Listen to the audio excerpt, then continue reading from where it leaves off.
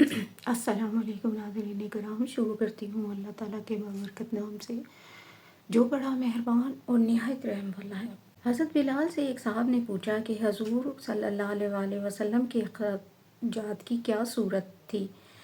حضرت بلال رضی اللہ تعالیٰ عنہ نے فرمایا کہ حضور کے پاس کچھ جمع تو رہتا ہی نہیں تھا، یہ خدمت میرے سپرد تھی۔ اس کی صورت یہ تھی کہ کوئی مسلمان بھوکا آتا تو حضور صلی اللہ علیہ وآلہ وسلم مجھے ارشاد فرما دیتے، میں کہیں سے قرض لے کر اس کو کھانا کھلا دیتا۔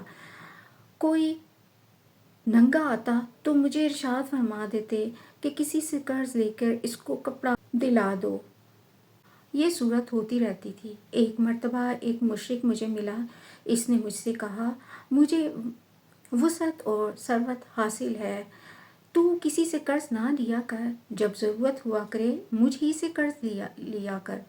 میں نے کہا اس سے بہتر کیا ہوگا، اس سے قرض لینا شروع کر دیا، جب ارشاد عالی ہوتا اس سے قرض لے آتا اور ارشاد والا کی تعمیل کر دیتا۔ ایک مرتبہ میں وضو کر کے اذان کہنے کے لیے کھڑا ہی تھا کہ وہی مشرک ایک جماعت کے ساتھ آیا اور کہنے لگا، او حبشی!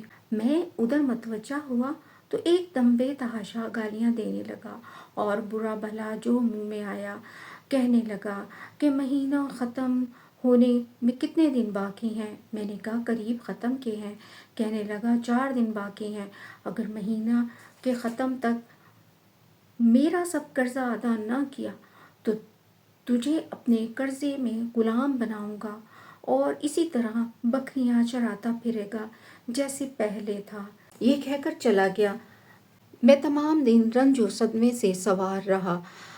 عشاء کی نماز کے بعد حضور صلی اللہ علیہ وآلہ وسلم کی خدمت میں تنہائی میں حاضر ہوا اور سارا قصہ سنایا۔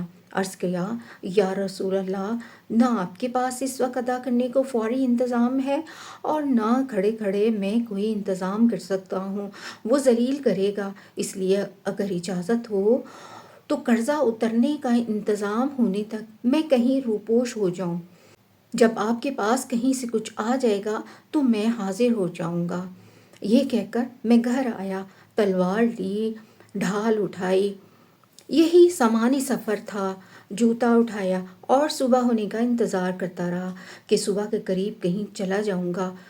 صبح قریب ہی تھی کہ ایک صاحب دوڑے دوڑے آئے کہ حضور صلی اللہ علیہ وآلہ وسلم کی خدمت میں جلدی سے چلو۔